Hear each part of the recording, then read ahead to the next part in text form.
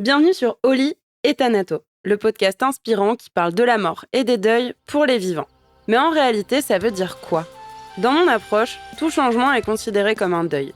Qu'il s'agisse d'un décès, d'une séparation, d'un licenciement, d'un burn-out, d'un accident ou d'une crise de sens, tous les types de deuil sont abordés ici sans tabou. Mon objectif est de vous transmettre des ressources et des réflexions pour appréhender toute notion de finitude dans nos vies. Partager le micro pour témoigner son vécu, décrypter un sujet d'actualité sous l'angle du deuil ou éclairer nos connaissances sur ces sujets, on peut vraiment dire que je parle de la mort et des deuils à toutes les sauces. Alors, qu'avons-nous au menu cette semaine ? Bonjour Désirée, je suis ravie de t'accueillir pour ce nouvel épisode. Épisode qui s'annonce haut en couleur, je pense que je peux le dire comme ça et ça fera sens à mon avis, j'en doute pas, avec ta présentation ou dans les minutes qui vont suivre. Et du coup, avant toute chose, est-ce que tu veux nous dire deux, trois mots ? Qui es-tu ? Que fais-tu ? Comment tu as envie de nous introduire cet épisode et notre échange ? Bon, déjà merci beaucoup de m'avoir invitée. Je suis très très contente. Du coup j'ai cette chance et puis j'ai eu la chance aussi d'écouter tes podcasts, enfin tes autres épisodes entre-temps. Moi, ça me touche beaucoup ce sujet de toute façon et je pense que c'est vraiment important pour un paquet de monde, même tout le monde à différents endroits. Donc ouais, moi je m'appelle Désirée Cousin. Je suis franco-mexicaine. Je suis née et grandi à la ville de Mexico, donc Mexico City. Et donc avec une binationalité, donc une biculturalité aussi. Je sais pas si on dit biculturalité d'ailleurs, c'est pas grave. Mais du coup, On peut dire tout ce qu'on euh, veut ici.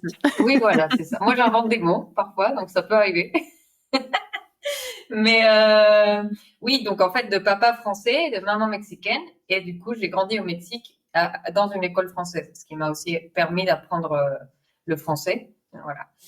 Et du coup j'étais très attirée par les arts depuis que j'étais petite. Après j'ai bifurqué un peu, peut-être on aura le temps d'en parler. Et à la fin j'ai reconnecté en fait avec tout ce qui était artistique et notamment dans le spectacle. Et donc, j'ai atterri en France parce que quand même, il y a un statut qui permet de vivre correctement de ce métier en France. Et donc, je suis intermittente du spectacle.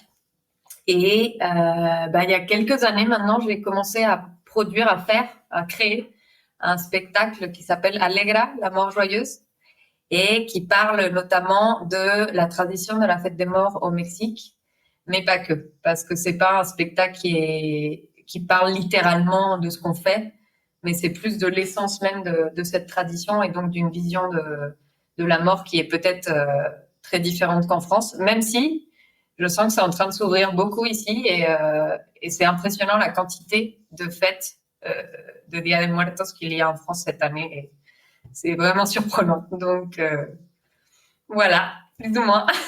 Merci pour cette belle présentation. Je pense que du coup, ça permettra plutôt aux gens de comprendre pourquoi haut en couleur. Tu l'as dit, tu as parlé du Mexique, tu as parlé des Dia de los Muertos, tu as dit le nom de ton spectacle avec cette notion de la mort joyeuse. Voilà, c'est le sujet en tout cas de notre épisode d'aujourd'hui. Et du coup, donc tu nous as expliqué un petit peu brièvement, en tout cas, tes études aussi, de pourquoi tu étais revenue en France, mais peut-être c'est quoi les origines de ce spectacle ? De quoi c'est venu ? Est-ce que c'est quelque chose que tu as depuis toute petite, ce sujet justement de la mort avec cette double culture, cette biculture, pour reprendre le mot inventé à l'instant ?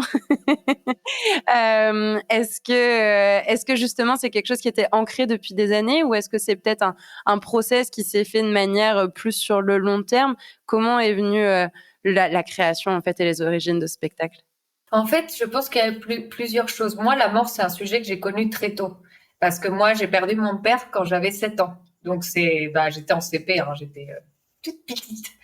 Et c'est vrai que c'est un choc, en fait, à cet âge-là. Surtout que c'était en plus une mort très subite. C'est-à-dire, on était au pique-nique de l'école. Et puis le lendemain, il était plus là. Voilà. Donc, ça a été quand même très flagrant comme situation. Et je pense que ça a marqué beaucoup de choses dans notre vie, dans l'économie de ma famille, dans plein de choses en fait. Donc peut-être qu'inconsciemment, enfin sans me rendre compte, peut-être que j'ai réfléchi beaucoup à ce sujet-là. Mais je sais pas comment dire, pas consciemment. Enfin, voilà, Oui, juste c'était en pas arrière-plan, quoi. une réflexion forcément portée sur la notion de la mort, mais finalement, comme la mort était aussi entrée dans ta vie à un âge assez jeune, finalement, c'est des réflexions, des questionnements ou peut-être des choses que tu entendais aussi des adultes. Tu parles de ta famille. Enfin, en tout cas, c'est un sujet qui était présent, c'est ça? Exactement. Et donc, en fait, moi, j'ai grandi comme ça, effectivement, avec tous ces adultes qui me disaient des choses, et puis, peut-être aussi ce manque comment, de, d'image paternelle. Voilà. Et puis, au même temps, dans un pays qui a une tradition très importante autour de la mort. Je pense que le Dia de Muertos, c'est vraiment une des traditions les plus attendues de l'année. Je sais pas, c'est un truc on aime vraiment les Mexicains. Je sais pas. Il y a le jour le 15 de septembre, le 15 septembre, 15 au 16, où c'est le jour de l'indépendance et on fait la fête aussi et tout. Mais il y a un truc avec le Dia de Muertos, je sais pas pourquoi, c'est vraiment notre fête, quoi. On l'aime trop, quoi. Enfin, on attend tous que ça, quoi. Et en fait, cette tradition, c'est vrai qu'elle est très, très colorée. Que ce soit dans la décoration, que ce soit dans la nourriture, que ce soit, en fait, dans la musique, dans tout, en fait. Voilà. Et finalement, elle permet de célébrer la vie des personnes qui sont plus là et de les ramener à la vie, que ce soit par la croyance, parce qu'il y a une part de croyance aussi comme quoi il y a un portail qui s'ouvre entre les deux mondes ce jour-là et tout. Mais même au-delà de ça, sans y croire forcément, enfin, ça c'est personnel, euh, le fait d'y penser à ces gens-là, en fait, ouais, ça les ramène ici quelque part. Si tu veux, on pourra développer un peu sur ça, mais et donc je pense que ça aussi, ça m'a fait connecter avec finalement l'intérêt du passage de mon papa dans ma vie, même si ça a été court. Et qu'est-ce que je peux moi récupérer de lui en fait? Parce que oui, il y a eu de la tristesse, il y a eu tout ça. Enfin, c'est pas que on est des robots insensibles qui rigolent quand quelqu'un décède, c'est pas ça. C'est plus quelle décision consciente on prend après, une fois le deuil C'est le peut-être un petit peu regard. plus. Voilà, exactement. Le regard qu'on va poser, mais en soi, l'événement elle-même, ça n'empêche pas la tristesse. C'est comme, enfin, moi, Exactement. personnellement, quand je dis que j'ai bien vécu le décès de mon père, ça veut pas dire que c'était simple et que quand il est parti, j'étais contente. Bien sûr qu'il y avait de la tristesse, il y avait de la colère, il y avait de la culpabilité, enfin, il y avait plein d'émotions. Mais une fois que tu l'as intégré, finalement, c'est plus doux et c'est plus apaisé. Ça veut pas dire que ça fait plus mal. C'est toujours là, c'est toujours présent, mais en tout cas, c'est plus doux. Ouais, j'ai pas réellement d'autres termes que celui-là. Et justement, dans ce que tu dis, on sent, et bon, même si on n'est pas spécialiste du Mexique, on sait généralement que cette tradition, voilà, vous avez au Mexique une vision qui est clairement à l'opposé, je pense que je peux le dire comme ça, hein, de la nôtre, en tout cas en France. Je vais parler pour ce que je connais, même si je pense que je pourrais généraliser en parlant de manière globale de l'Occident. Mais on a un rapport qui est quand même beaucoup, beaucoup plus tabou dans nos sociétés avec la mort et avec le deuil. Est-ce que peut-être t'es arrivé en France et c'est ton arrivée en France et peut-être de voir ce rapport à la mort qui était différent, qui a aussi nourri l'envie de le transformer en spectacle, de transformer peut-être ces prises de conscience, ces échanges que tu pouvais avoir, ou est-ce qu'il n'y a pas de lien entre les deux? En fait, si, exactement. En fait, il y a eu cet événement-là, on va dire, qui a marqué ma vie quand j'étais petite. Et puis après, quand je suis arrivée en France, en fait, c'est ça. Et en plus, je suis arrivée en France avant que le film de Pixar, la Coco, il sorte. Et parce que vraiment, pour moi, c'est un avant et un après. Enfin, Coco, on aime ou on n'aime pas, mais pour moi, c'est un avant et un après. C'est-à-dire que avant Coco, les gens connaissaient vite fait cette tradition à l'autre bout du monde. Mais à partir du moment où Coco est sorti, ça a pris une ampleur. C'est complètement fou. Et moi, je suis arrivée en France avant. Et c'est vrai qu'il est arrivé des petites anecdotes, euh, ouais, qui m'ont poussé encore plus à cette réflexion parce que, par exemple, je me rappelle une fois, j'étais au métro de Paris et je me baladais et au Mexique, tout le monde a un t-shirt avec un crâne, avec des fleurs, enfin, l'emblème, on va dire, de la fête de mort, la Catrina. Et en fait, moi, je me balade, normal. Et il y a des gens qui m'ont arrêté dans le métro pour me dire que mon t-shirt leur paraissait très violent. Voilà. Alors moi, du coup, j'ai pas compris. Sur le coup, je me suis dit, non, je crois pas.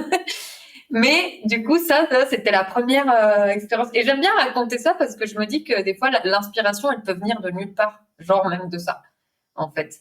Et donc là, c'est vrai que cette réflexion, elle a commencé là. Et puis après, j'ai perdu des personnes de ma famille en France. Donc effectivement, ça m'a permis de voir comment était vécu ce moment-là en France. Et j'avoue que ça m'a fait tout bizarre, quoi. Ouais. Alors, je sais pas, peut-être qu'au Mexique, on est peut-être un peu dramatique, tu sais, on a nos telenovelas, nos trucs, mais c'est vrai qu'il y a une connexion aux émotions. Et je sentais en France, sans vouloir critiquer tout le monde, c'est pas ça que je veux faire, mais qu'il y avait une espèce de détachement, de tabou, comme tu disais, mais qui vient de pas vouloir montrer ça, en fait, de pas vouloir ces émotions qui sont présentes, de pas vouloir montrer. On a du mal à les montrer et on a du mal à les accepter aussi en tant que personne extérieure, en tant que proche, ami, etc. Quand on a quelqu'un où il y a une émotion qui prend place, c'est parfois compliqué d'être à côté d'une personne qui exprime son émotion. On ne sait pas toujours quoi faire, pas forcément toujours comment réagir. Et c'est vrai qu'on a une gestion qui est assez pudique. Enfin, je sais pas si le terme résonne pour toi de cette manière, pudique et intime en fait. Et du coup, oui, je peux comprendre que ça peut être un point qui peut être aussi peut-être bouleversant ou questionnant, du moins quand on arrive et qu'on fait face à ce type de situation, qui est pas du tout la même chose dans la culture mexicaine. Et donc, du coup, donc on comprend bien un peu le process à feu doux de autant ton aspect artistique, les études qui étaient aussi dans ce domaine-là, ta vie personnelle avec notamment le décès de ton papa, mais aussi la culture mexicaine. L'arrivée en France et de se dire ah ouais, mais en fait on gère pas du tout et les émotions et la question de la mort et ou du deuil de la même manière dans nos sociétés. Et du coup tout ça a donné mis dans un spectacle ça a donné du coup justement ton spectacle Alegra, la mort joyeuse. Et donc de quoi ça parle dans En les fait, grandes lignes, hein, Allegra, sans tout nous dire. en fait, Laisse-nous un peu de Allegra, suspense. ouais. En fait, Allegra, c'est rigolo. L'autre jour, j'y pensais parce que des fois, j'oublie avec le temps qui passe, mais en fait, c'est l'histoire d'une morte qui a le droit de revenir pour le jour des morts, voilà. Et donc, par contre, elle sait que ça va finir. En fait, elle sait que ça va durer un jour, pas plus. Et du coup, en fait, elle revient à cette vie avec cette attitude de se dire, en fait, ça va durer qu'un jour. Je suis au courant, je le sais. Maintenant, j'ai cette conscience-là de la finitude, en fait. Donc maintenant, j'en profite. Point, en fait. Voilà. Et donc, en fait, dans le spectacle, elle va venir un petit peu repasser des moments de sa vie où elle a peut-être pas choisi ça quand elle était vraiment vivante. Euh, peut-être parce que justement, elle n'avait pas pris cette conscience que les choses se finissent, que voilà que. Et donc, c'est vraiment au dernier instant où elle s'en rend compte. En fait, elle se rend compte de à quel point elle pouvait aimer sa vie, mais que au moment où elle s'en va, quoi, en fait. Et donc, elle décide qu'à partir de là, et ben, même si ça dure un jour, tous les ans, mais un jour, et ben, maintenant, elle revient et elle en profite, quoi. Voilà. Donc, c'est un Et peu pourquoi l'histoire un d'Alegra. jour? Parce que dans la tradition de Muertos, en fait, on imagine, enfin, on croit, c'est la partie croyance, c'est ce que je disais, qu'il y a cette espèce de portail qui s'ouvre entre les deux mondes, entre le monde des vivants et des morts, et que du coup, les morts ont le droit de revenir voir leur famille, qui leur ont souvent préparé des petits hôtels, ou, enfin, il y a tout un tas de petites traditions, si tu veux, on peut en parler au Mexique. Euh, voilà, et donc il y a un moment qui se passe entre les morts et les vivants, ce jour-là. Voilà. Donc Donc ça parle autant de la mort, mais ça parle aussi et surtout de la vie. ouais, c'est clair. En fait, c'est ça qui est trop beau et c'est ça qui est un peu bizarre pour les gens parfois parce qu'ils se disent oh là là, la mort, c'est glauque, comment ça, on va en faire une fête. Mais au final, c'est qu'en fêtant la mort, on fête la vie en fait. C'est parce qu'on prend la conscience de la finitude qu'on se dit que la vie est importante en fait. Donc oui, c'est très profond finalement comme réflexion. Et j'aime bien justement dans ce que tu disais, c'est que le fait dans le scénario script, je peux le dire comme ça, qui est le tien dans ton spectacle, il y a cette idée de en fait j'avais pas, on sait tous qu'on va mourir. Encore une fois, je le dis très souvent dans ces épisodes, mais c'est comme si on en avait conscience sans réellement avoir conscience, quoi. C'est comme oui, on sait très bien que le soleil va se lever tous les jours et qu'il va se coucher tous les soirs, mais si un jour il se lève pas, on va tous être là en disant comment ça, pourquoi, comment. Mais un peu comme quand la mort nous arrive, alors qu'on sait tous que ça va arriver, mais d'un coup on est tout hébété en fait d'une certaine manière. Et c'est voir qu'en fait, on a un déni d'une certaine manière de la finitude, et en tout cas de la finitude de nos vies, et on s'en rend compte généralement un peu trop tard, en fait. On s'en rend compte parfois quand on est en fin de vie et que c'est plus difficile de changer des choses. Et je voulais revenir sur un mot que tu as dit en me disant elle revoit ou elle refait des choses, je sais plus exactement le mot que tu as employé, qu'elle n'avait pas choisi. Tu parles notamment d'adversité, de difficultés dans nos vies. C'est à ça que tu fais écho, ou de manière générale, que ce soit des choses positives ou négatives, comme on pourrait les qualifier? En fait, Allegra, c'est ça qui est rigolo parce que finalement c'est très personnel comme spectacle, dans le sens que, en fait, elle raconte que pendant toute sa vie, et ben en fait, elle s'est un peu laissée entraîner par exemple, par ce qu'on attendait d'elle, tu vois. Genre, je suis censée être physiquement de telle façon et je suis censée être la bonne épouse et la bonne machin, enfin tout ça.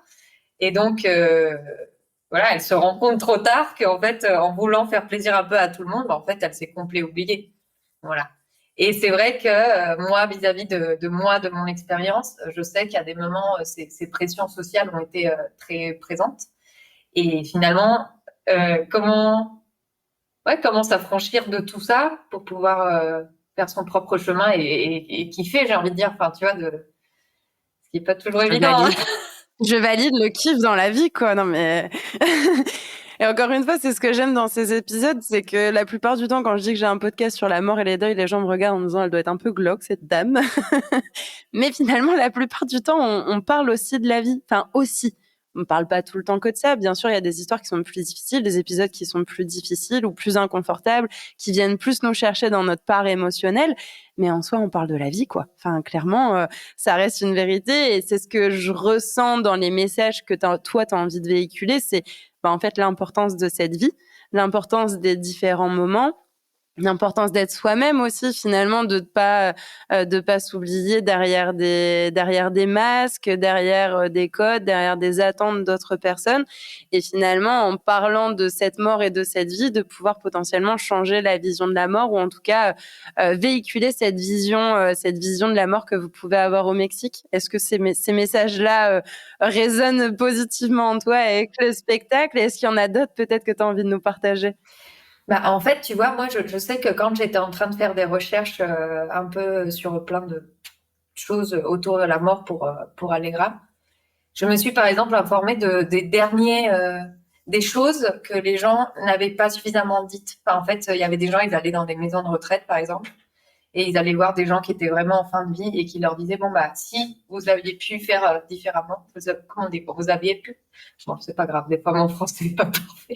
Mais si vous aviez le choix de faire différemment quelque chose, là, dans votre vie, vous auriez fait quoi, ou vous auriez dit quoi? Et ce qui revient, c'est assez incroyable, quoi. Parce que c'est toujours, j'aurais aimé dire plus je t'aime un tel, et j'aurais aimé dire merci, et j'aurais aimé dire pardon. Enfin, c'est que des trucs. Enfin, je sais pas, moi, ça me touche, tu vois, j'en parle, ça me touche, quoi. Et c'est des trucs, c'est des choses simples, en fait. C'est ça, en fait. La plupart du temps, c'est des choses qui sont dans le lien, dans l'aspect humain, dans l'émotion, en fait, aussi, d'une certaine manière. C'est les 5 regrets des personnes en fin de vie. L'autrice m'échappe, mais je vous mettrai le lien, la référence en description. Et c'est souvent ce qu'on retrouve, le fait de pas avoir été assez présent, ou de pas avoir passé assez de temps, ou du temps qualitatif avec ses proches, d'avoir trop travaillé. Et en fait, c'est des choses en soi basico-basique, quoi. Enfin, il y a très peu de personnes qui disent ne pas avoir gagné 1 million, ou de ne pas avoir sauté en parachute, même si peut-être ça en fait partie, mais en tout cas, je pense que ça vient bien, bien, bien après ce b.a.-ba de la vie, en fait. Enfin, je sais pas, moi, je le vois comme ça, en fait, d'une certaine manière. Oui, c'est ça. Et enfin, tu vois, moi, ça me touche ça de me dire, en fait, oui, enfin, on est là, on sait pas pourquoi, je sais pas si on le saura un jour. À la rigueur, c'est pas important, mais maintenant, on en fait quoi? Voilà, c'est ça. Et je crois que je t'avais raconté quand on s'était appelé la dernière fois, alors il y a un coach, alors il y a certains aspects, comme je t'avais dit, que j'aime bien de lui, d'autres non. Mais sa chaîne, elle s'appelle directement, elle s'appelle Tu vas mourir. Sa chaîne, elle s'appelle Te vas a morir. Et je me rappelle le jour où j'avais lu ça, ça m'avait un peu choquée. Je me suis dit, ça rigole pas, Droit quoi. au but, quoi. C'est dans pas ça, toi. Allez, tiens. Mais, mais c'est vrai, quoi. en fait. Clairement. Et oui, c'est violent dans un premier temps, mais en fait, c'est aussi ça qui fait te poser, en tout cas, j'en pense ça, les vraies questions, en fait. Et justement, du coup, tout à l'heure, tu parlais un peu de l'aspect croyance. Tu nous expliquais pourquoi un jour, justement, dans ton spectacle et pourquoi pas plusieurs jours. Tu nous as cité aussi donc la Catrina. Est-ce que tu veux peut-être nous partager certaines traditions mexicaines qui sont en lien soit peut-être avec vraiment donc la fête des morts, El Día de los Muertos, ou peut-être de manière plus générale, qui sont présentes sur des rituels ou qui font écho à la mort, faisant elle-même écho à la vie. Enfin, ce que tu as envie de nous partager, peut-être. Écoute, oui, alors, déjà, j'avais cette petite anecdote, tu sais, de mon tonton français quand il est venu au Mexique. Et en fait, on se baladait dans un petit village, dans ce qu'on appelle Los Pueblitos Mágicos au Mexique. Et donc, il y a cette parade comme ça qui arrive, avec des fleurs, des danseurs, de la musique, et ça danse et tout ça. Et lui, il est trop content, il applaudit, il prend des photos, il est content. Et puis à la fin de la parade, il y a un cercueil. Voilà. Donc en fait, lui, il est en mode qu'est-ce qui se passe? Il sait plus où se mettre, il est vraiment gêné parce que il comprend rien. Et donc à un moment, on va demander, on lui a dit non mais ça va, t'inquiète pas, t'as pris des photos, mais c'est pas bien la fin du monde, t'inquiète pas. Et en fait, c'était l'enterrement d'un musicien. Voilà. Donc en fait, ses amis, plutôt que de vouloir l'emmener au cimetière dans la tristesse, dans le truc lourd, solennel, gris et noir, ils ont décidé que pour eux, cette personne avait ramené de la joie, il avait ramené de la musique, il avait ramené tout un paquet de choses, et que c'était avec cet esprit-là qu'ils allaient l'emmener au cimetière. Et donc pour moi, c'est très, justement, ça illustre bien cette vision des choses, en fait. Et ça n'empêche pas, comme tu disais, la tristesse ou d'autres émotions d'être là, en fait. Donc ça, c'est la petite anecdote. Et après, en fait, la fête des morts au Mexique, ce qui s'est passé, si tu veux, je te fais micro moment historique. Allez. Allez, micro historique, accrochez-vous, voilà. Prenez des notes. En fait, ce qui se passe, c'est que si tu veux, tu avais les cultures avant que les Espagnols ils arrivent, tu vois, en Amérique latine, et tu avais les Espagnols. Et chacun avait forcément ses traditions propres. Donc les Espagnols qui venaient plutôt du catholicisme avec justement la Toussaint, tout ça. Et puis, de l'autre côté, il y avait les cultures notamment aztèques, il y avait Maya et autres, mais notamment aztèques à ce moment-là, qui eux aussi avaient leurs croyances autour de la mort, en fait. Et bon, eux, ils avaient leur dieu de l'inframonde avec cet inframonde qui s'appelle le Mictlán. Donc, eux, ils avaient vraiment un rituel dans lequel, quand quelqu'un décédait, ils l'allongeaient et ils mettaient une espèce de petite offrande autour de lui, dans laquelle il pouvait y avoir du cacao, enfin, certains éléments qui allaient l'aider dans son trajet entre là et le Mictlán. Il fallait passer plein d'épreuves un peu folles. Donc, voilà. D'ailleurs, on retrouve plein d'éléments de ça, même dans le film Coco, avec notamment le petit chien. Et, bon, voilà. Enfin, quand même, le film Coco, il y a des endroits où ils se sont quand même bien informés, on va dire, de la tradition. Et après, tu as les Espagnols qui arrivent. Et à ce moment-là, je pense qu'il y a eu un moment où les Espagnols voulaient vraiment imposer un peu leur tradition, mais ça pouvait pas marcher parce que c'était des cultures qui avaient trop aussi leur identité et leurs croyances. Donc, ils avaient un dieu pour chaque chose, et la pluie, et le vent, et la guerre, et machin. Et donc, ce qui s'est passé, c'est ce qu'on appelle le syncrétisme, c'est une fusion de cultures, en fait. C'est que, en fait, la fête des morts, c'est pas que les Mexicains et c'est pas que les Espagnols. C'est vraiment le mix de ces deux mondes, en fait, qui a fait que ça s'est né, en fait. Et donc, aujourd'hui, la quantité de façons, finalement, de fêter el Día de Muertos est très, très, très variée, en fait. Il y a les petits hôtels des morts, ce que je disais au début. Tu sais, c'est des tables qu'on va décorer avec des éléments traditionnels et d'autres particuliers. Donc, dans les éléments traditionnels, il va y avoir des bougies, il va y avoir el pan de muertos, un pain qui est spécifique à cette période-là. Il va y avoir la fleur de cempasúchil. Fleur de cempasúchil, donc c'est des fleurs un peu oranges. C'est des œillets d'Inde en France. Enfin, voilà. Et en fait, comme elle est orange, orange jaune, c'est la fleur qu'on va relier à la lumière. Donc, en fait, c'est avec cette fleur-là qu'on va venir tracer un peu les chemins justement entre les deux mondes pour que les personnes puissent revenir voir leur famille. Et après, il va y avoir des petits crânes en sucre. Il va y avoir bon, voilà, il va y avoir tout un tas de petits éléments plutôt traditionnels.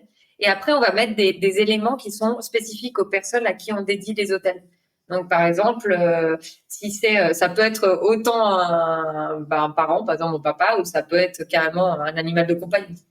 Et donc, l'idée, c'est qu'on va, par exemple, mettre une photo. Par exemple, si c'est un chien, eh ben, on peut mettre sa photo du chien. Et puis, on peut mettre un os ou son jouet préféré sur la table.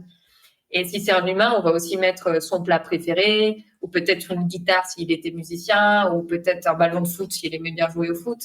Parce qu'en fait, l'hôtel, finalement, c'est une espèce d'offrande. C'est comme si on mettait sur une table tout ce que la personne aimait de son vivant, et du coup, qu'elle va pouvoir retrouver ce jour-là pendant un jour.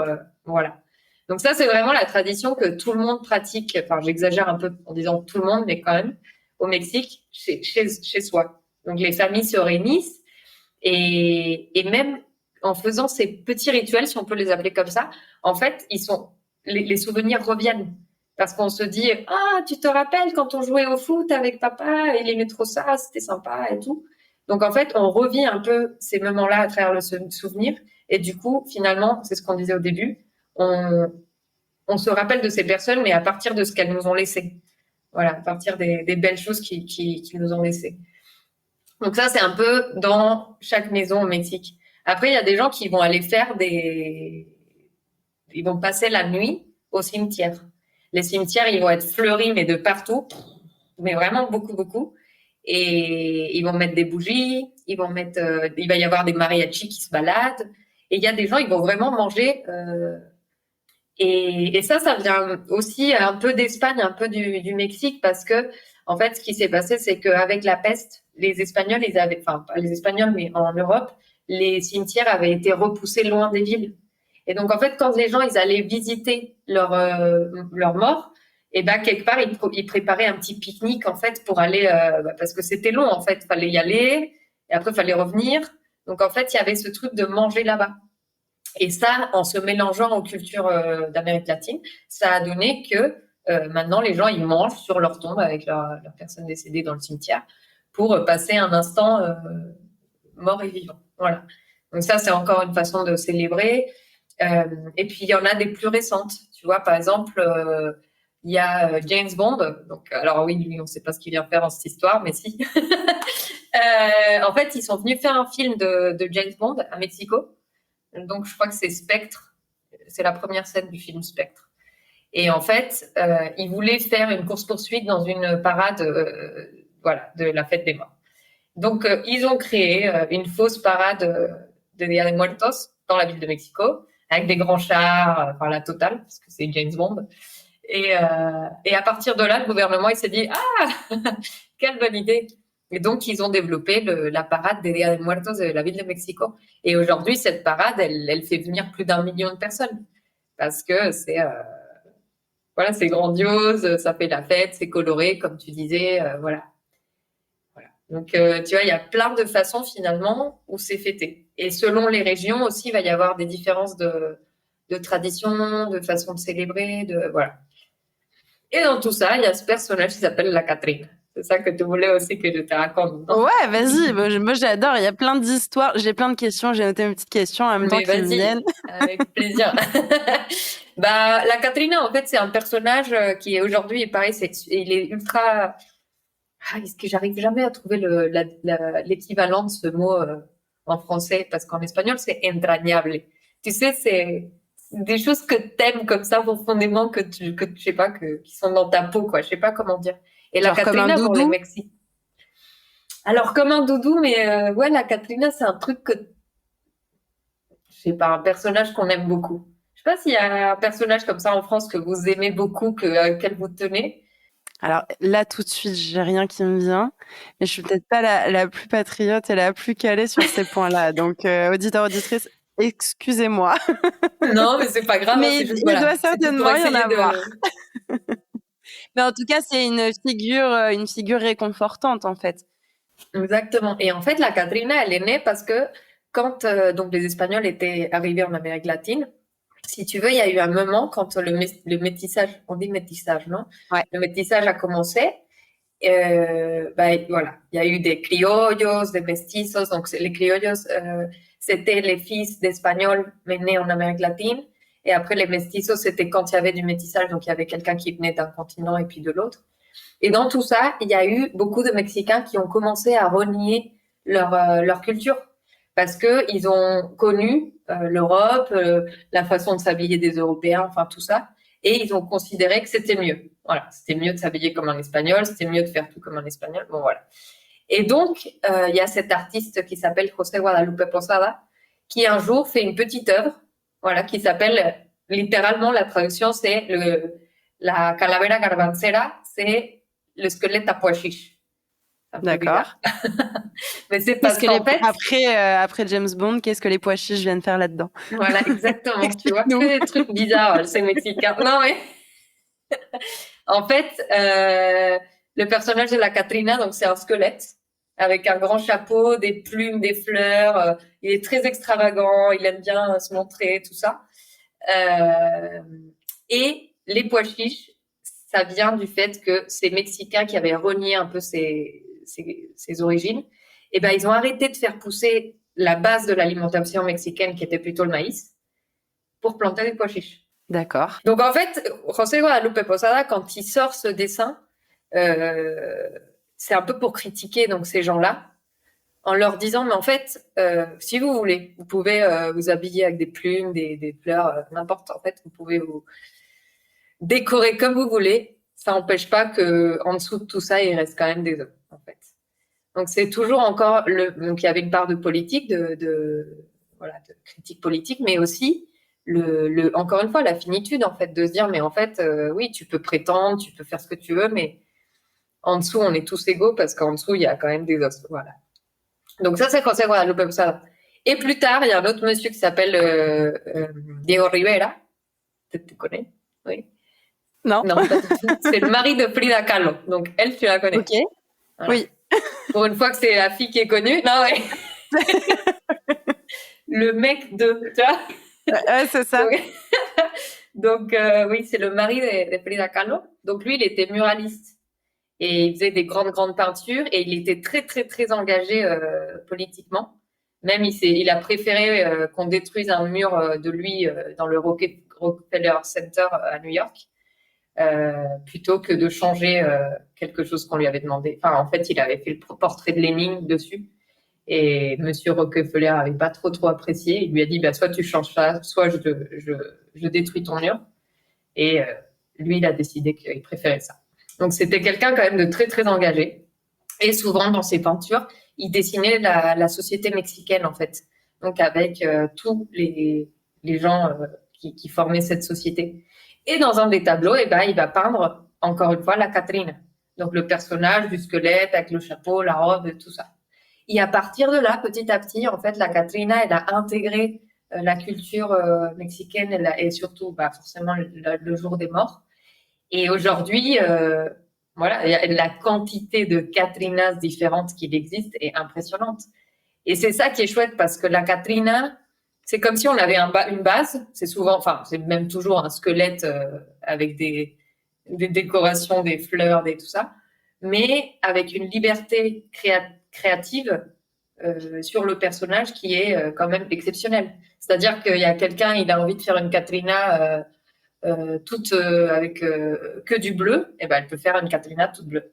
Quelqu'un veut faire une Catrina, code, en fait. C'est ça en fait.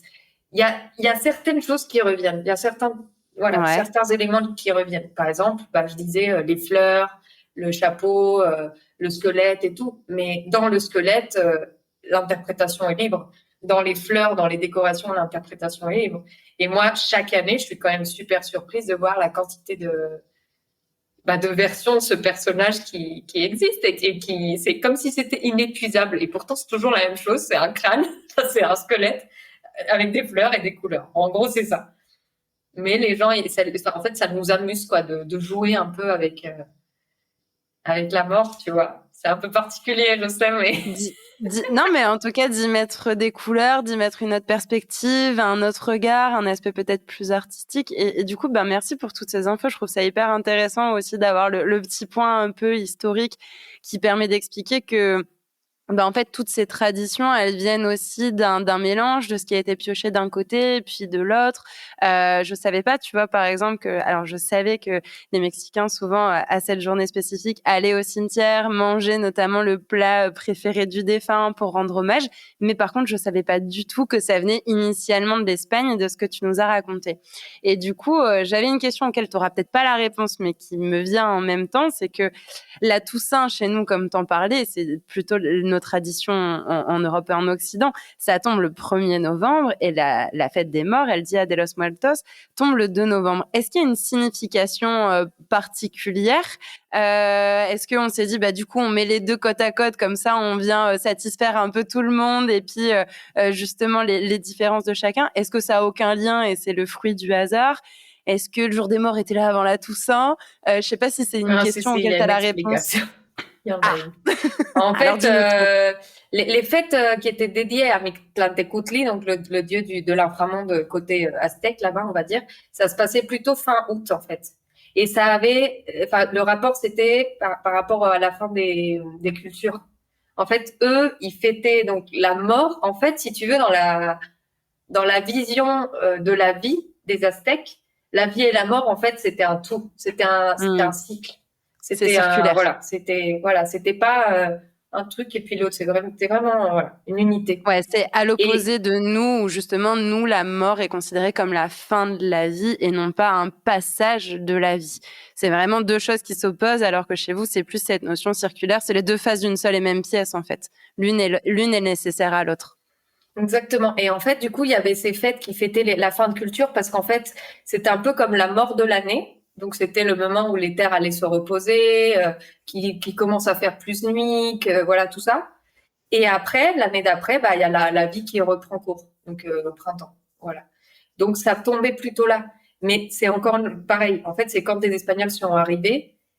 Si tu veux, il y a eu cette volonté de tout mettre ensemble, de Ouais. se dire comment on fait nous pour voilà pour coller un peu nos traditions. Bon, faut quand même pas trop les embêter parce que sinon on va pas être content, mais quand même.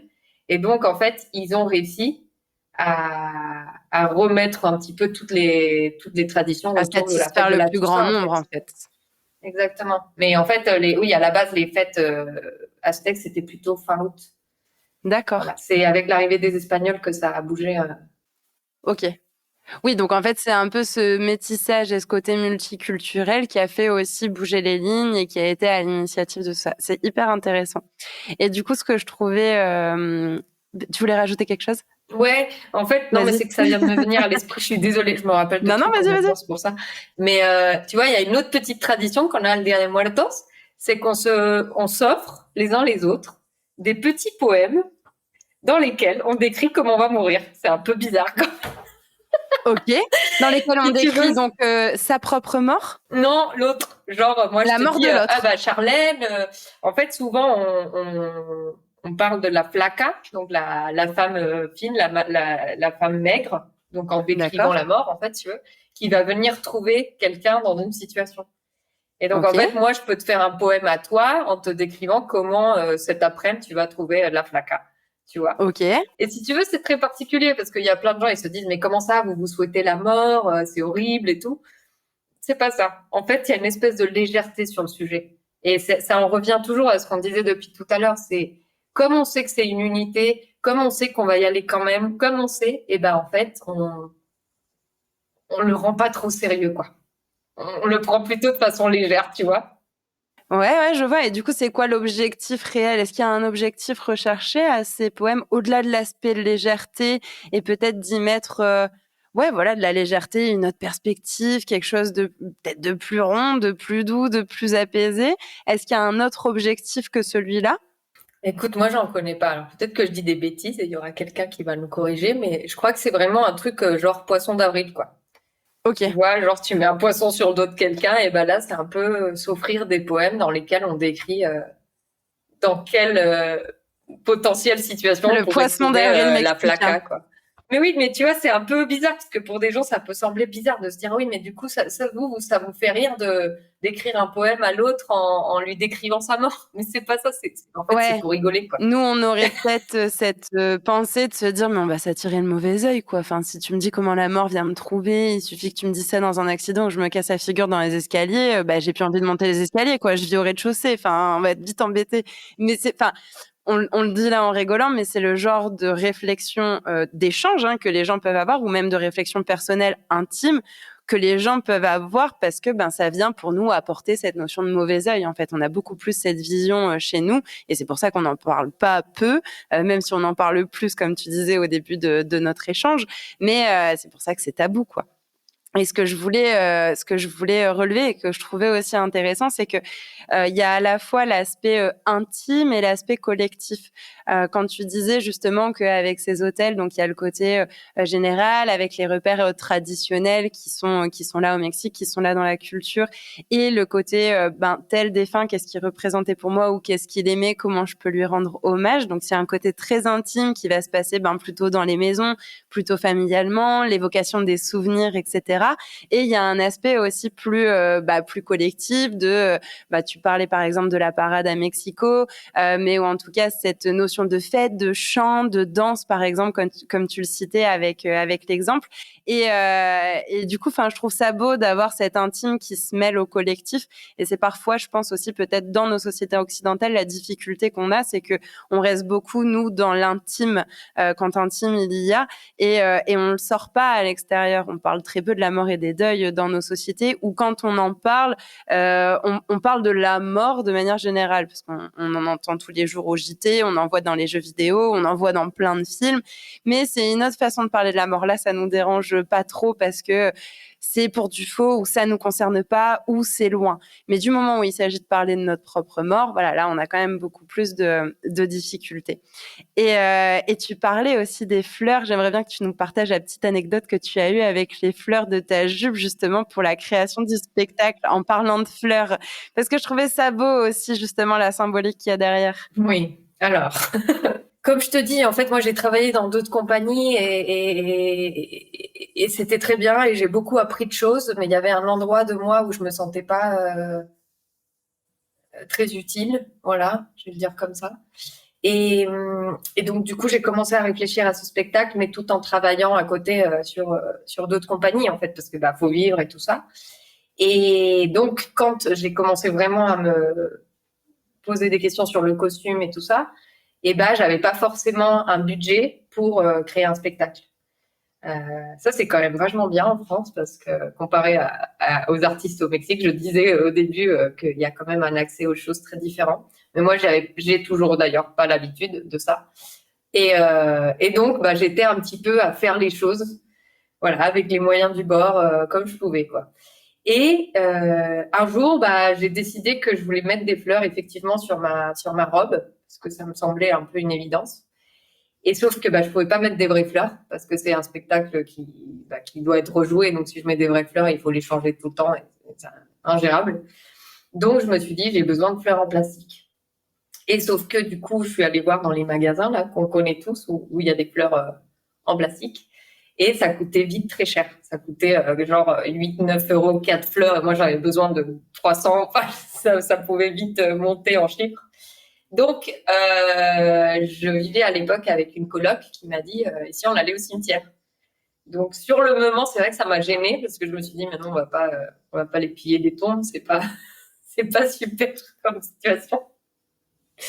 Mais du coup, elle m'a dit justement qu'à la Toussaint, en France, il y a beaucoup de gens qui vont changer les fleurs qu'ils posent dans les cimetières et que souvent, c'est des fleurs en plastique qui finissent dans tous les cas à la poubelle. Donc, du coup, nous sommes partis en aventure dans les cimetières en Auvergne. Voilà, je dirais pas plus. Pour aller chercher les fleurs du cimetière. Enfin, dans les bennes du cimetière. Donc, il a fallu tout trier. Il y en avait qui étaient très bien, d'autres pleines d'araignées. Enfin, la totale.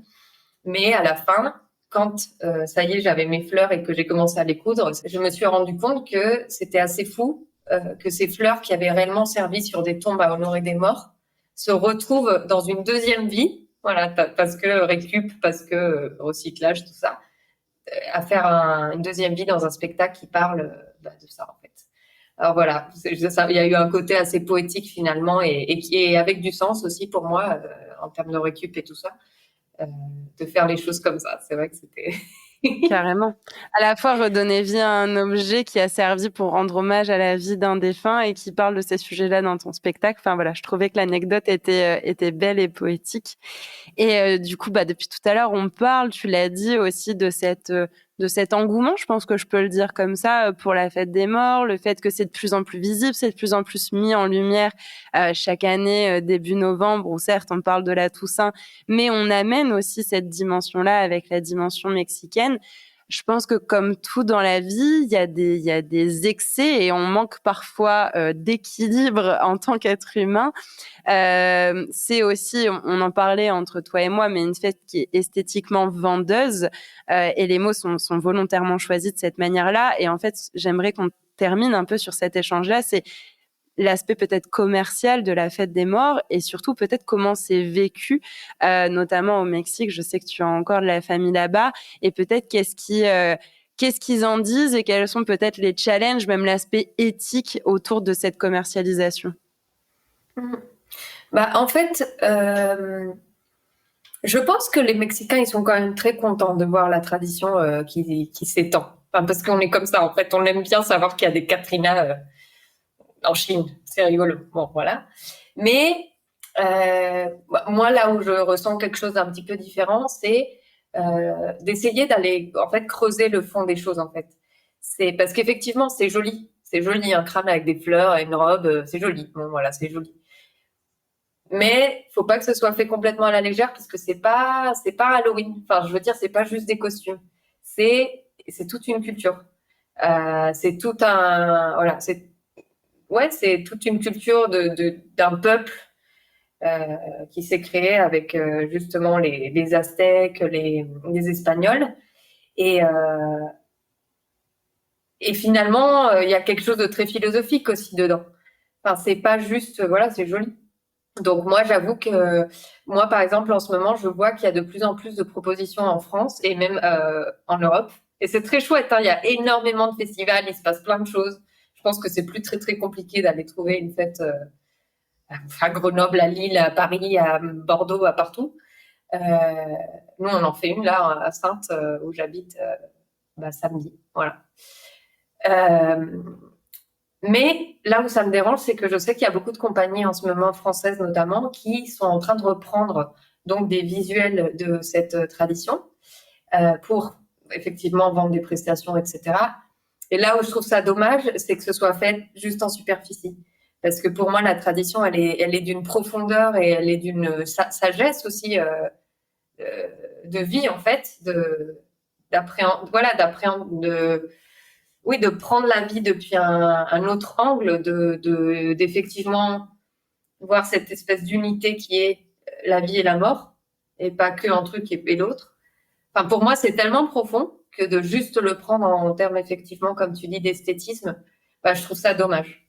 Donc après, c'est pas une histoire de dire aux gens le faites pas, mais si vous le faites, essayez de comprendre en fait ce que vous faites, que ce soit pas juste Ouais, c'est pas le fait de parler de la fête des morts ou de récupérer cette fête, si on peut en parler comme ça, qui est gênant, mais c'est plus le fait de récupérer cette fête peut-être juste pour l'aspect beau et esthétique, en oubliant tout le symbolisme, en fait, de ce beau et de cet esthétisme, du pourquoi, du comment de cette tradition et de la signification réelle qu'il peut y avoir derrière, la Katrina, par exemple, ou derrière d'autres, justement, ces fleurs, pourquoi ces fleurs-là et pas d'autres. Donc vraiment d'aller en profondeur sur la signification et de porter un réel message en fait. Ce que du coup tu as aussi c'est ça. Ouais, ce que tu as aussi choisi de faire. En fait, c'est ça. Et tu vois, et comme tu dis, de commencer, toi, tu le fais, tu vois, avec ton podcast, mais de commencer vraiment à casser ce tabou, en fait, finalement. Moi, je vois que ça avance vraiment en France, hein, parce que, tu vois, là, j'ai rencontré plein d'associations qui font des cafés mortels ou d'autres dynamiques, effectivement, pour commencer à en parler. Mais voilà, on est au début, quoi. Ça rame, quoi. Ouais, mais petit à petit, et je trouve que La manière de montrer que ça bouge, et je pense qu'on va pouvoir finir aussi là-dessus, c'est que ton spectacle, tu le fais aussi dans les écoles. C'est aussi accessible à des enfants. Et nous, alors en tout cas en France, c'est vrai qu'on n'en a pas parlé, mais bon, alors je dis pas que personne n'inclut les enfants au moment des funérailles, mais on a encore des difficultés. On a des difficultés à parler de la mort avec nos enfants. On va dire euh, un tel, papy, mamie ou les parents, qu'importe, ou même parfois un animal s'est endormi ou alors il est parti, il est monté au ciel. Enfin voilà, c'est encore ce type de vocabulaire parfois qu'on peut avoir et on oublie l'impact des mots aussi sur la compréhension des enfants par rapport à la mort. Et justement, je pense que c'est important d'avoir une sensibilisation qui est artistique, qui a un aspect du coup beau, pour reprendre le sujet qu'on a abordé juste avant, quelque chose de coloré, un aspect vachement familial, et c'est ce que tu amènes dans tes spectacles. Je pense que c'est ce qui fait aussi l'engouement, et ça permet d'en parler en fait en famille, d'en parler aussi auprès des enfants. Ça montre, de par cette ouverture d'esprit de la part des écoles, que les lignes, elles bougent. Enfin, je sais pas ce que t'en penses, si c'est comme ça que tu le vis aussi. Ouais. Bah, en fait, moi, en vrai, j'adore jouer dans les écoles. Parfois, les gens ils me disent, t'es folle, t'es avec les ados et tout. Les ados, c'est pas toujours. Mais moi, je les aime bien, quoi, parce que je sais que j'ai été comme ça aussi, tu vois. J'ai été pareil. Donc, oui, il y en a qui sont adorables, il y en a qui sont un peu moins adorables, mais voilà. Et je sais pas, il y a quelque chose de touchant en eux parce que ils sont à un endroit où justement ils vont commencer à choisir leur vie en fait. Ils vont vraiment commencer à faire les choix en fait qui vont définir un paquet de choses dans leur vie. Et ce serait chouette que par la conscience, alors c'est violent parfois quand tu as 13 ans d'entendre tu vas mourir. Hein. Je suis pas en train de dire le contraire et je leur dis pas comme ça non plus. Mais c'est vrai que quand tu prends conscience, encore une fois, de sa finitude, et ben là, tu te dis, bah, peut-être que moi, en fait, mon truc, c'est, moi, ce que je veux, c'est écrire un livre, parce que c'est ça, mon truc. Et c'est OK. Ou, je sais pas quel ami je veux être, ou quelle personne. Enfin, voilà, toutes ces questions, en fait. Et donc, en fait, Ça pour ramène moi, à la vie. exactement. Et en fait, pour moi, le fait d'avoir l'occasion de pouvoir aller leur transmettre ça, alors qu'ils sont, bah, au collège, au lycée, je sais pas, moi, je trouve ça chouette, en fait. Pour moi, voilà, c'est très très très spécial de pouvoir faire ça. Je pense que c'est même plus spécial que de faire que des festivals et des grandes scènes nationales, machin truc. Moi, voilà, je suis pas à cet endroit-là. Et tu vois, par exemple, la semaine dernière, donc on était en Auvergne avec le spectacle. Et j'ai une élève de quatrième parce qu'ils m'ont écrit des petits mots là, à la fin du spectacle, qui m'écrit, bon, elle me dit, ah, c'était magnifique, je sais pas quoi. Et puis après, elle me rajoute, et c'est vrai qu'en y pensant, la vie est importante et il faut en profiter. Voilà. Et c'est fou parce que c'est un spectacle, si on le regarde, bah, ça parle plutôt de la mort. Mais je crois que je pourrais conclure la plupart des épisodes comme ça. C'est, bah, en fait, parler de la mort, c'est aussi parler de la vie.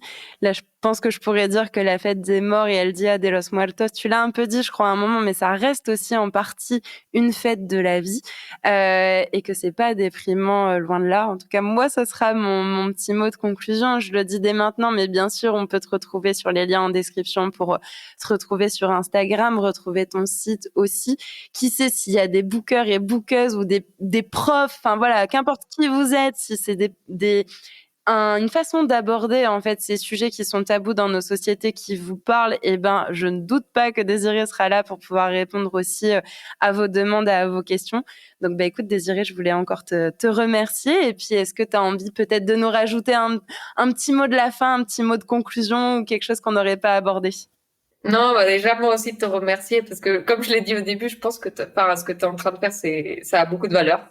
Voilà, je sais pas si tu te rends compte tout le temps, mais je pense que ça fait du bien à un paquet de monde, vraiment.